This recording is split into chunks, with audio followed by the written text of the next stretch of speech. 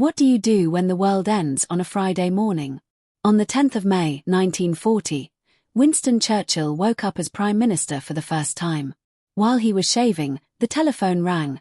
German armies had crashed into Holland, Belgium, and Luxembourg before dawn. Paratroopers were already dropping on Dutch airfields, bridges, and forts. By breakfast, the news was worse. The supposedly impassable Ardennes forest was vomiting hundreds of panzers toward France. The French High Command assured London it was a local diversion. Churchill grunted, wiped the shaving cream from his chin, and muttered, "I wonder." Within 72 hours the lie was exposed. German armoured spearheads punched through the weak French Ninth Army at Sedan like a fist through wet paper. Whole divisions dissolved. Generals wept on the radio.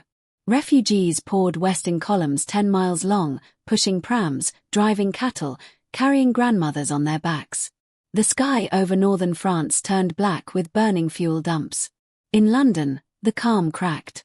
Elegant ladies in Mayfair queued for gas masks with the same expression they once reserved for ascot hats.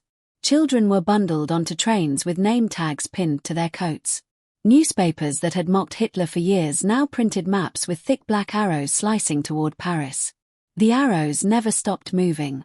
Churchill's war cabinet met daily, sometimes twice daily, in the air thick with cigar smoke and dread. The tall, patrician Foreign Secretary, Lord Halifax, spoke softly of exploring terms while Britain still had an army to bargain with.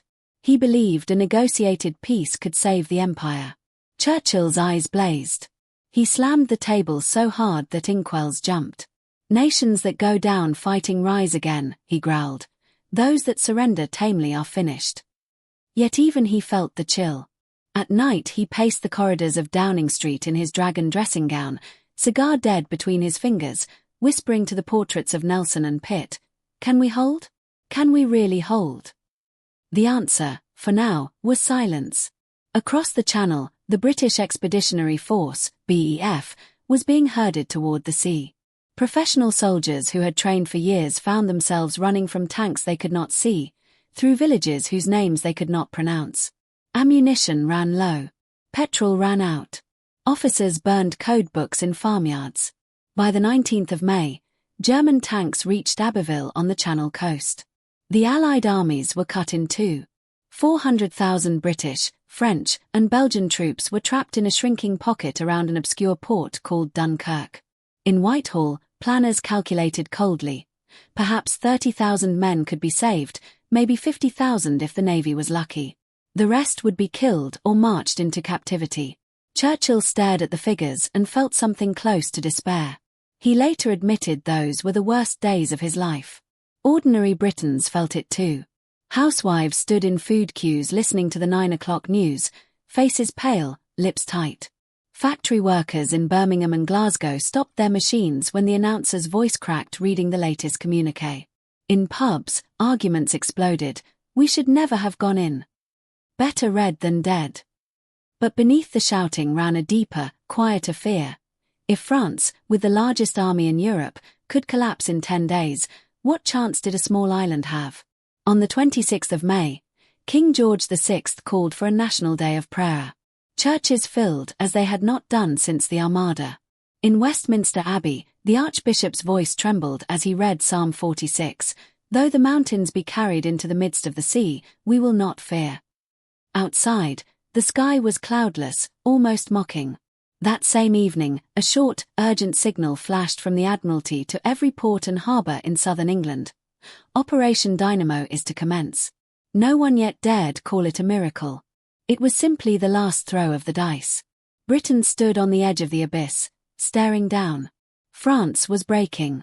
The BEF was almost lost. Invasion barges were already gathering in Dutch and Belgian canals. The night felt endless, and the dawn impossible. Yet somewhere in the darkness, something stubborn began to stir, an ancient island instinct that whispered, "Not yet. Not like this." On the 28th of May, 1940, Churchill did something no Prime Minister had ever done. He walked unannounced into a meeting of the 25 ministers of the Outer Cabinet, men who normally never saw him except across a crowded room.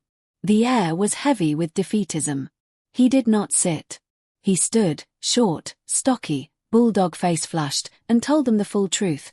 France was finished, the BF was trapped, the Germans were at the Channel.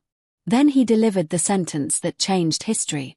I am convinced that every man of you would rise up and tear me down from my place if I were for one moment to contemplate parley or surrender.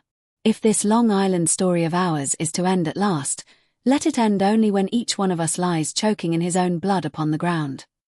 The room exploded.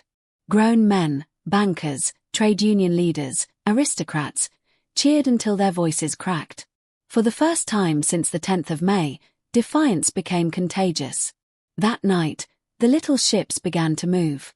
No one ordered the civilian boats to sail. They simply went.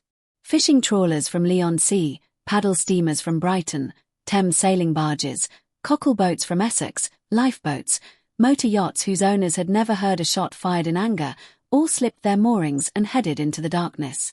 The Admiralty begged them to stay, warned them of mines and Stuka dive bombers. They kept coming. Over 9 extraordinary days, 850 vessels, 700 of them civilian, crossed and recrossed the Channel. Men stood waist-deep in water for hours lifting soldiers aboard. Destroyers took direct hits yet kept ferrying. On the beaches, long lines of khaki figures waded out silently, faces black with oil and exhaustion, yet still in perfect order. When the last ship left on the 4th of June, 338,226 men had been saved, 6 times more than the most optimistic forecast. Britain woke up stunned, then exulted. Strangers embraced in the streets. Church bells rang without permission. The little ships, scarred and bullet-holed, steamed up the Thames like conquering galleons. People lined the banks 10 deep just to cheer.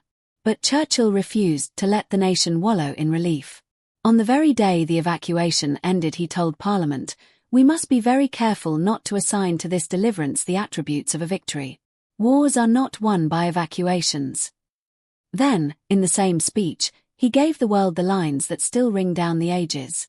"We shall go on to the end, we shall fight on the beaches, we shall fight on the landing grounds, we shall fight in the fields and in the streets, we shall fight in the hills, we shall never surrender." Something irreversible happened in those June days. The fear that had paralyzed Britain in May turned into a white-hot determination.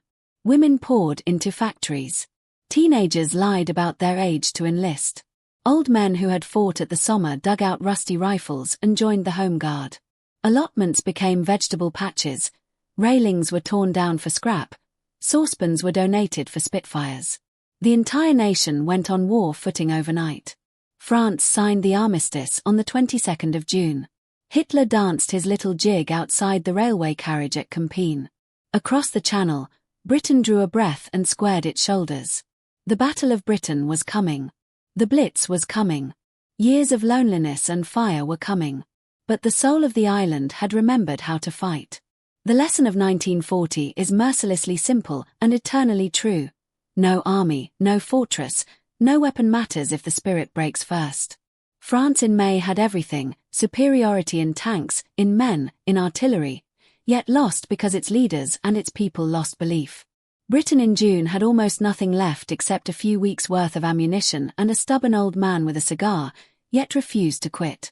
That refusal bought the time for radar and Spitfires, for convoys and codebreakers, for the arsenal of democracy across the Atlantic, for the long road back.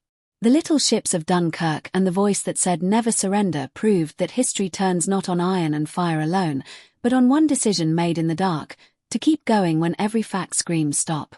That decision is always available. To every person, every generation, every nation that finds itself staring into the abyss. The night may feel endless, but dawn belongs to those who refuse to accept defeat in their hearts. So when your own world cracks, when the strongest walls around you fall, when the news is all bad and the maps are covered in black arrows, remember May and June 1940. Remember the ordinary sailors who crossed the Channel because someone had to. Remember the nation that chose to fight with whatever was left. Freedom is never free. But as long as one voice, one boat, one heart says not yet, it is never lost.